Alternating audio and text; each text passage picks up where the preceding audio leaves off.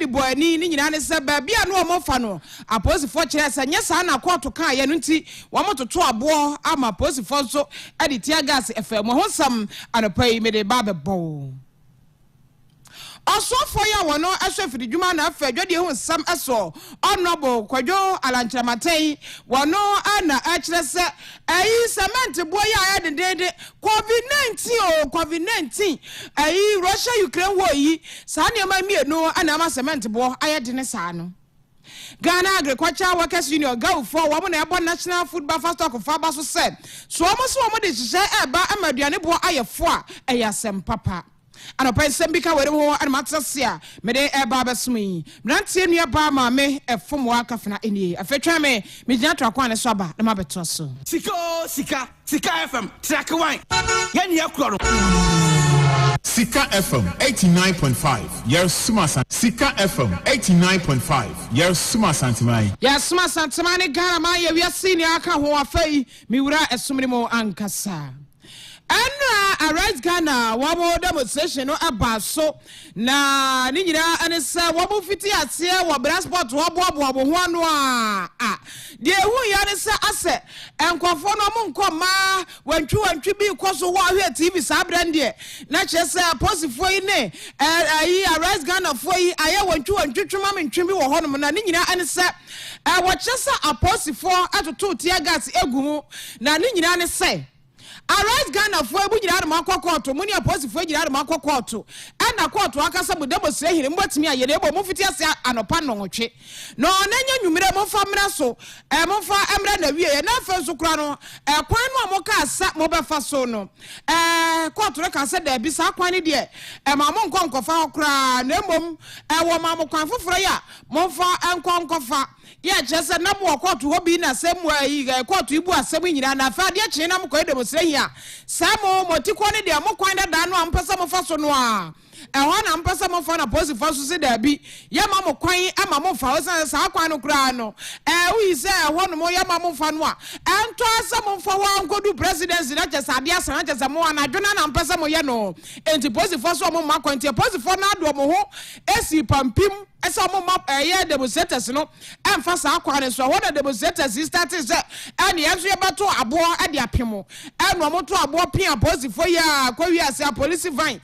wo ma se bi ni ade posi fo ni bi ho abo ni bi keka wo mo emo mo prepare na posi fo se sasa ade ene yeso ye fa tie gas nguman eno mo so di tie gas gumu wi ase na mo di so pin wo mo ka ho ya eno kwa wi ase demonstrators ne so ye hu sana ebi mo so ho akeka ka mo prepare ya jese na emoja pram wo ma na no chi no na demonstrators na bi organizers no obi ane ensantwefo akasa ye kire sade ade ne si koye ne ayawudie ye omanya ade afiri mu started shooting rubber bullets and all of that at us. I was in the middle of the action, right in front of it. One of the police officers, very reckless, made a reckless statement that if we don't take care, he will shoot at us. I offered myself to him and said, I'm their leader, shoot me first. It resulted in another chaos. And so some of the police officers were extremely unprofessional, and it's unfortunate. My message to Dan Barry is that when he was appointed, he started all these populist attempts and getting a lot of funds. He must pursue institutional reforms. The police service must not allow themselves to be used by this government for their hatchet jobs. But you see, we have had community engagement. First, we told our people that we're doing 24 hours. Then we went back again to change the timing, the inconsistency. Then now, you said that, okay, we cannot do it again. We should go somewhere and go and park at Independence Square. Hello, sir. We only saw stones from the top, tear gas from nowhere. Why? I mean, why that is why I want President Abubakar to understand that when you push the police to the extent that they push them, they ended up embarrassing the police. But they push them. President Abubakar has embarrassed the police service. I can assure you that there's going to be different ones at the see. Let the police take note. They will find out at the seat of government. We will go there. Arise Ghana, yeah, organizers, I don't know. era no mo ne nsentwefo e kasa de aposifo ye o ma anya de ne o mo ba aposifo so bo a mo so mo to abo ne ye den enti ehwo asem eno ne nsema no ma twotwo e de gugu placards so de jai na nanom samanfo nyina abu afu na nado na egu placards so wo kasa oba mafu obo akofom de ne ehuro kwa na ekosoro de nsem de no o ma twetwe bi pa ya enye asem ketwa na ma meto akasebo no eso na menko adwadie na afemfiri dwuma ho nsem emo ehwo sofo ayo no nyamfo ala no kwadwo kyere mate wono ana ede ato dwase se na imu no nsa cement boy den na ye kwa hadan efiawurafo ye si wo modan ntin kodwo ho wo mo de bo ni hwe yetirimu a anya hwe COVID-19 therefore ya ne kwa Russia Ukraine way eno na ma cement boy de ni ya jesi yentumi ntobia ye no bi ya dwe ho kura se ene ebedu ya braso mpo de ya jabia to cement 100 cedis ene onu onyafo ala nkwadwo kyere maten emra shebadwa fie edo okoya wokoyi ensemfo bia no nsam no Honorable Yusuf Sulemana ya wono ebra shebadwa de wo jemo mo manfo ya bole bamboy na wo bisa sa akosan no se adenti ana cement bo kwa na ekosoro sa na no anu oyi anu mara hebadwa fie no anu o chese Russia Ukraine war no ana fe COVID-19 no ana ma chese cement bo akosoro petroleum product nyina da akosoro nyina enema mienu yi entira yente ononyafo Alan kwadwo kyere maten Ghana for kwadwo of the main raw material for the manufacturing of cement, which is clinker, an imported product, has experienced significant upward adjustment in the recent past.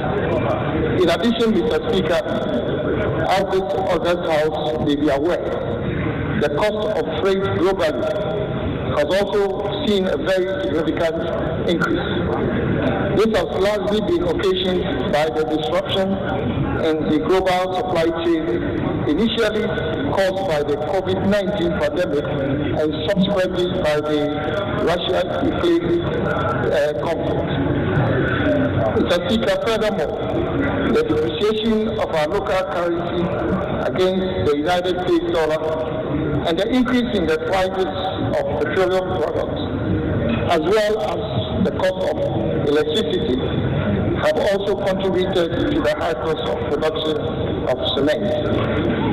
In addition to that, Mr. Speaker, the supply of bags for cement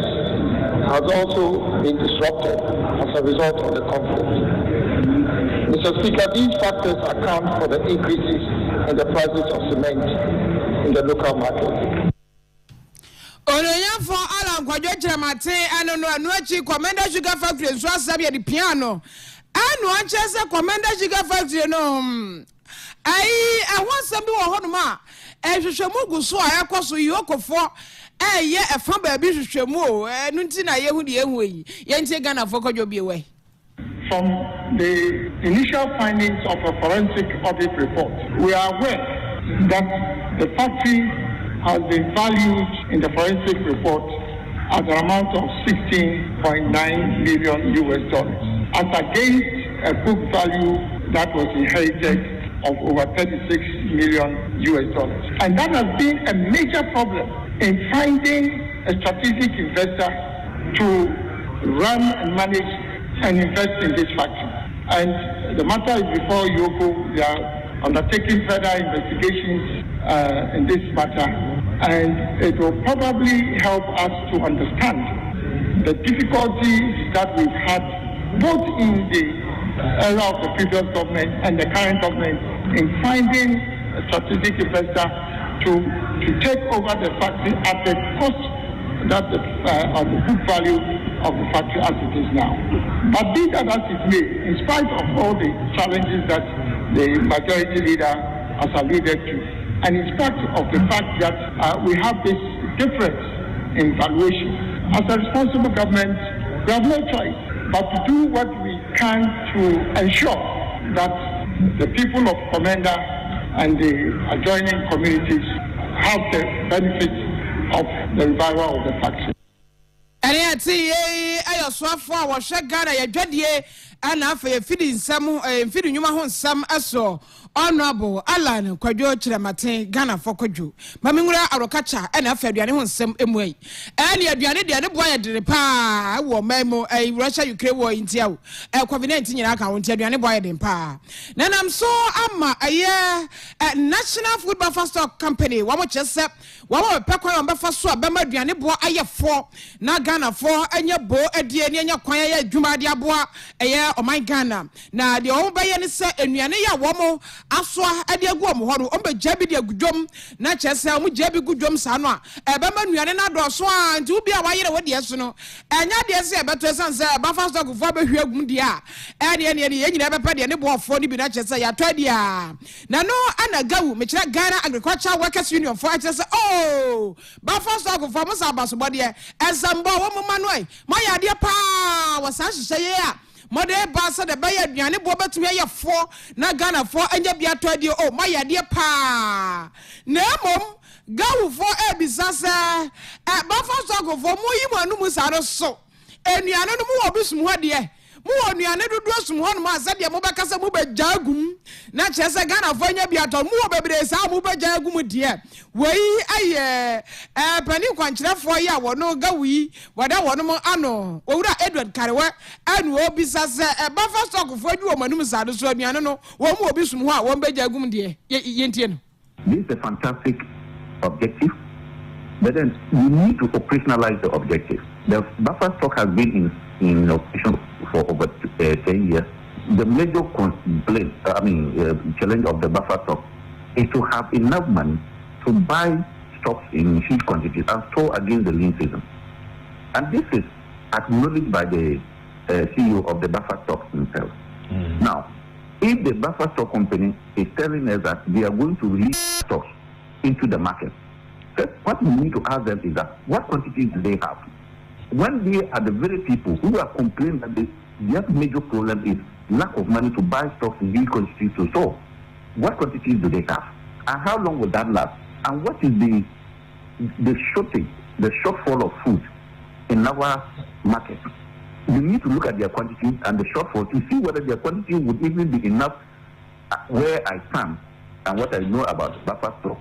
it simply does not have enough to drive down prices. It's going to be an exercise in futility. It is not going to have impact. It is not going to change the price levels at all because they simply do not have enough to fill the market to drive down prices.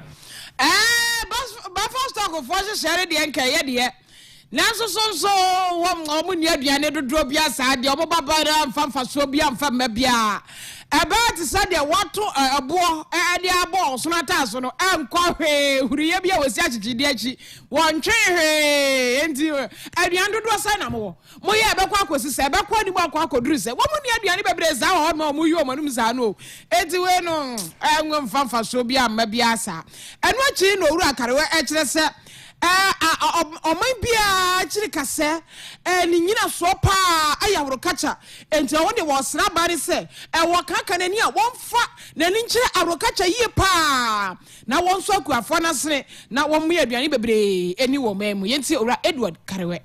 It has to be a national policy. This crisis is beyond the individual. Farmers today have cut down their farm size for 2022 because the cost of maintaining the farm is so high.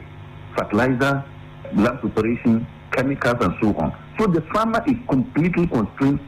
to do much to increase food production. What other countries are doing? For instance, if you take Ethiopia, which depended mainly on Ukraine for wheat and the rest, and the North African countries, what they have done is that they are increasing support to their farmers who are producing wheat because we don't know when the war will be over. So what we need to do as a country today is to increase investment in agriculture. And government must take the lead. We hear that government says it does not have money and we are taking a policy to cut down budgetary allocations to government agencies and ministries. We can do that. We need to take those steps. But it does not mean that we should do same for agriculture. In fact, it could be that whilst we are cutting down our expenditure in other sectors, we are increasing expenditure in agriculture because it is critical. General Secretary Adama General Agricultural Workers Union gawo no wura Edward Karewa no wachese Russia Ukraine wo munya ntwaso ne wa atwetan fo munya ntwaso ne etiase e pekwan e befa so a ye beboa akuafo no se afuo na kase yi omudo nyina afie mu no wo matete so esanse fatrasa wo mutumi nto ewo nro ya ye de bedose de be epam so moa ne ho kura ne ba nyina wo mutumi nto niam bebre ha akuafo no nti ama afuo no maduadu ketenkete amna me na mema sa nko no ma dodo no enti aba no ampa kwan fofo e befa so e bebo akuafo no so wo ma do mu foro yanta na enya aduane etumi edie mamingura ayempomode ho nsem emuayi asantemantam ha mpomode mu emperifo no mode ababatu dwase say COVID-19 vaccines no mode betata ye hwena no nyina mode bi ba besisi na wo mo kyese miamia hodo ya nipa ta hyehye mu nsore mox ne adwom ne ba bia nipa ta hyehye bia wo mo adiaduro no ekọ ho mode tata ye ya se de ba ya wo bia betumi enya vaccine bi na etumi aboye ho baye afre ye COVID-19 ya de defo yi ho na no na wo kọ eye South say ya Central Hospital say ya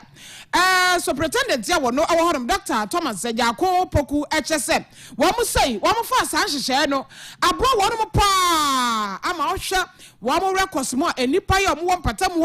a wo mo awo COVID-19 no ekosoro fan ya san so mo si fam wo ma ntena ya sabia ho say wo ba ne ya de awo wa na za wo ba na ngo bi a dabi wo mo de pia wo ban forum sisi nkofore hwena no a de tata nkofo a enti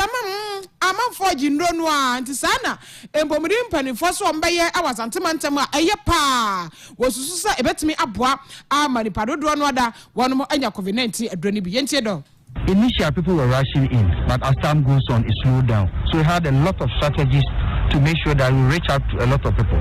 Now, as you can see, right at the gate, we have the point here. So as soon as you enter, you need not ask where we vaccinate. You have the opportunity to go. Again, we visited the communities. At a point in time, we ordered them to go from house to house, in the market, from store to store, again in churches. As soon as they close, we are there. Sometimes at funerals, we also go to make sure that we get as many people as possible. So these were the strategies we've used so far. We have still people reluctant to do, and some people claim they've tested positive already, so they don't need the vaccine.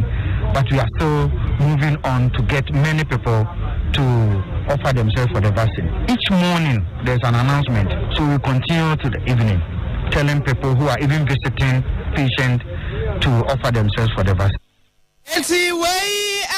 pani kwanche for ya wono Central Government Hospital. Dr. Thomas Jako Poku anono kwaye omufa so a wo bode tata nkofo yes ya nkofo so minya duku abam yam nyina so nya hwe ye ma ya akona so je ebe ne de awo saa dwom awie ba bi kura no wo so to mu a ne aba ho aya obeto de COVID-19 adro so no de awo wo shawo dem akokoko mama ye ma no wo ho ne opie ya hwan ya COVID-19 adro bi saa no mo ye ya ama omuhu se o amanfo agye adro no a kama nti saa no de empenifo ya ebetimi aboa yenya we so na anopensem hodo a mensaka ye efie ha memfa ni nyina esie na asere nkoma kwame ofori aboaje elder zero falasro kwaje aboa kra 93 years on kita poma mesamfo no technician no DJ Spartan na chinchin from no a ware me call Facebook live rantie nua ba ma me efumwa kafena enie bara mo nyina se ama mo anitie ene aye okwado kasapra kudwumadie ofadasa editoso